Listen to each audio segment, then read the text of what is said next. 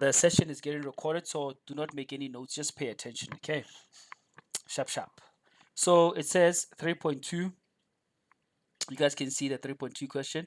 Given an arithmetic sequence with T1 equals 8, T2 equals 11. You pause there. So with maths, whenever you come across a statement, you analyze it bit by bit. So you don't read this sentence the way you'd normally read English or following English rules.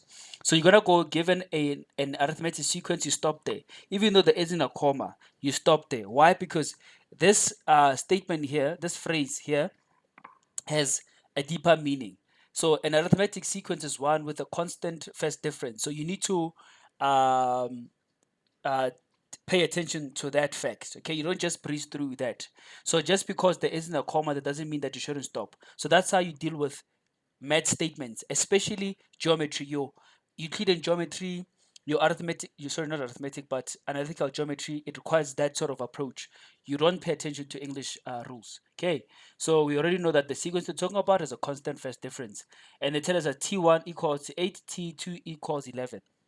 So now this is a mathematical statement, but you're able to sort of extrapolate from it.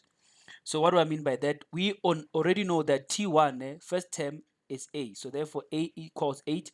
And we know that T2 is A plus D, can be re-expressed as A plus D. So we'll have A plus D equal to 11. So you now have, simultaneous equations basically. All right? So now you're able to find dy because you already have 8. So you're going to put 8 in place of a there.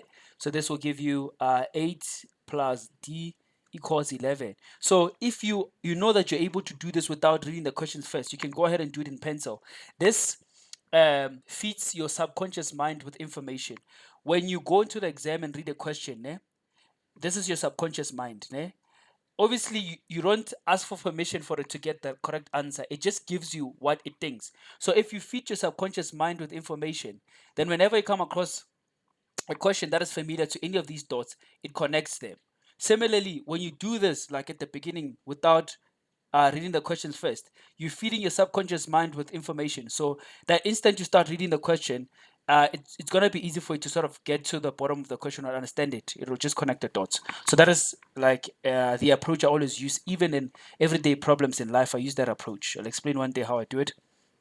So yeah, so substitute that there. We take the 8 to the other side. We have d equals 3. Are we all happy so far? Are you happy with my pace or must I slow it down a bit?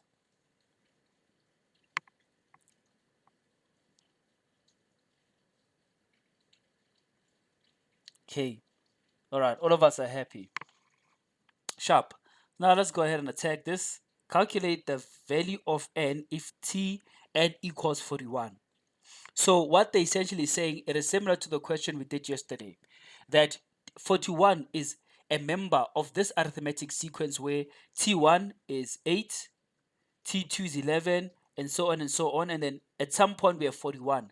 But now we do not know the position of 41. Like we don't know where it stands. So hence they're asking you to find n. They're just looking for the position of 41, right? Sharp. So how are we going to find that? This is how we're going to find it. So we've got Tn equals A plus D n minus 1. This is the general term of an arithmetic sequence. You guys are normally used to the D being at the end, but it's the same thing. So we substitute what we already have. Tn is equal to our A. How much is our A class?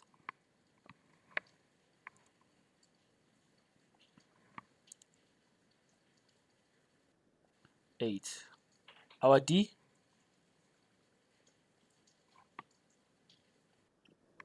3. Proper stuff. Okay, so now we can go ahead and just quickly simplify this. 8 plus 3n minus 3. Then Tn equal to 8 minus 3 is 5. And then you just conventionally move the n in front. That's the convention. Sharp.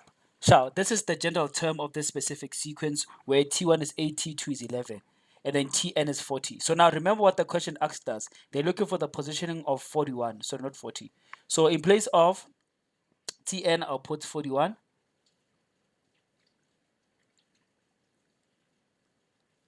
and solve for n. So I'm solving for n, so I have to get rid of everything surrounding n such that I remain with n alone on the right hand side. The first thing you get rid of here is this number. It's not the one that's next to the n, but this number there. You take the 5 to the other side.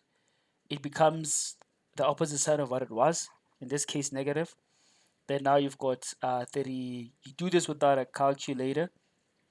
You've got 36 equal to 3n. So you divide both sides by 3. Therefore, n is equal to 12. So we can safely conclude that 41 is member number 12, or is at position 12 in this list of numbers. Happy, all of us?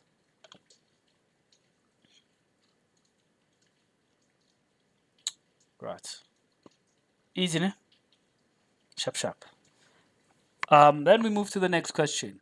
Please note that with every exam that you're gonna write next year, and some of the assignments I'm gonna give you just now, I'm not gonna put you under pressure. I'm not gonna give you an assignment and say submit today or tomorrow.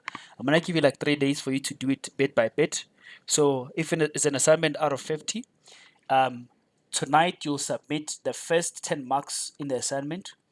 Tomorrow night you submit the next 10 marks, and the other night submit the next 30 marks. That's how you guys are going to submit your assignments. This is me teaching you how you're going to be handling your assignments next year, because there'll be a week where you'll get an assignment for physics, maths, life sciences, and accounting, and then you're like, oh, this is impossible, forgetting that you're not the first person to be in matric. There's more than 1 billion people in matric before. How did they survive? They were organized. So you know that when you get like a lot of assignments, you do like them bit by bit. Today you do 10 marks on the maths assignment out of 50. You do 10 marks for life sciences and so on. You don't do the entire assignment on one day or the night before. Then you're gonna have a breakdown. Sharp, sharp. So now this is a question you've never seen before. They'll never ask you anything outside your syllabus. Whatever they ask you, just know that you have the background, you've got the capacity to get it. A new arithmetic sequence, okay? They call it P. You can label it anything. The same way this original sequence was basically called TN or T, if you like, TN or T. So this is basically PN. Doesn't matter. You can call it SN. Doesn't matter. A new arithmetic sequence P is formed using term position and the term value of the given arithmetic sequence. So they're creating this new sequence. How are they creating it? They use term position and the term value of the given arithmetic sequence. They're referring to this one. So they're fiddling with this. This is what we call term position. This is position 1. This is position 2. So 11 is positioned at 2. 8 is term position 1. It's at position 1. So now they then specify what they mean, because the statement is a bit vague. For the new sequence, P8 is equal to 1. Do you see what happened here? Remember on the previous sequence where T1 equal to 8, this one. Now, on this sequence, it's also arithmetic. They swap this. This becomes term position. P8 equal to 1. Do you guys see that?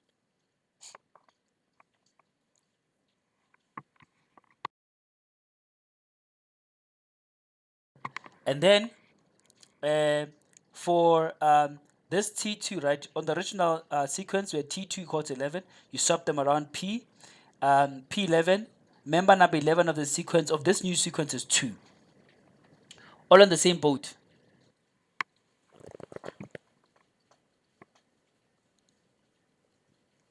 Okay, no one is going to test us. We're all going to Nineveh. Okay. Sharp, sharp. And then from this, you guys, remember, guys, you just did this calculation on T12 equal to 41, which then implies that P41 equal to 12. Are you guys happy? Course. Sharp. Write down the value of P41. Do you see this one mark there? Write down. They didn't say calculate, evaluate, or whatever. Write down. That just tells you that you don't have to think too much. It is in your face. So if you slept long enough the night before the exam, if you slept 10 hours minimum the night before exam, your mind will remember, be fresh enough to remember that I just did this thing on the previous question. Then you know that this is basically equal to 12. But if you those kind of students, or if that type of student who waits until the last hour and studies until 3 o'clock, then you won't see this because you'll be tired. B, calculate the value of the first term of the new sequence.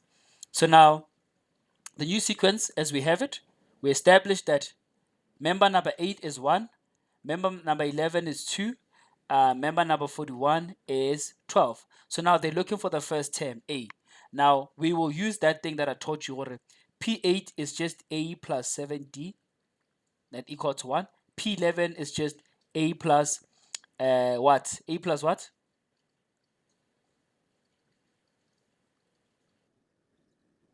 10D equal to 2. So you've got simultaneous equations here. You can even use the third one, but we have 2, so we don't have to move. So simultaneous equations from this is equation 1, this is equation 2, right? So from this, we make A the subject, we take 7D to the other side. This becomes equation 3, basically. It is still equation 1, but we made it easy so that we have one thing on one side. It's still equation 1. So therefore, don't you substitute this into equation 1 because it's one and the same thing. If you do it, let me show you what happens when you do it so that you guys know.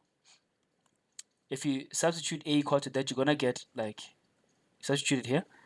A equal to 1 minus 7D plus 7D equal to 1. You get 1. This and this will give you 0. So you get 1 equal to 1. You see, you're just going back, so you don't substitute it. But you substituted equation 3, this equation, into equation 2. Wherever there's A, you're going to put that. So we're going to go 1 minus 7D plus 10D. Minus 7D plus 10D, you just go minus 7 plus 10, gives you 3. So it's going to be 1 plus 3D equal to 2. Take the 1 to the other side. It's going to be 2 minus 1, just gives us a 1. Therefore, you divide both sides there. D will be equal to 1 over 3. Do you guys get that same answer, 1 over 3?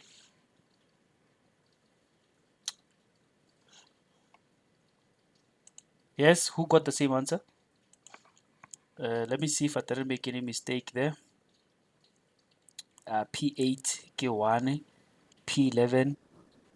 You got the same. Okay, if you got the same, it means that it's correct. If two people get the same, it is correct. I just want to quickly check it. Bear with me just a second. Bear with me there.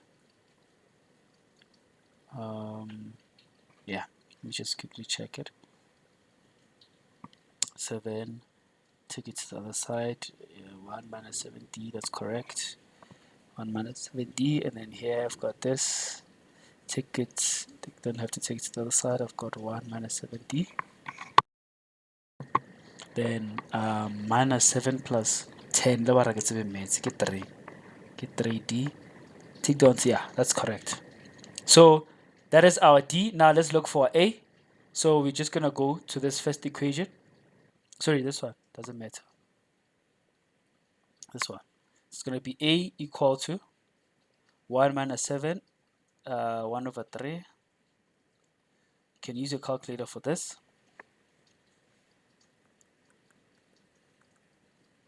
It's 3 minus 7 over 3 minus 4 over 3. Did you guys get this as well?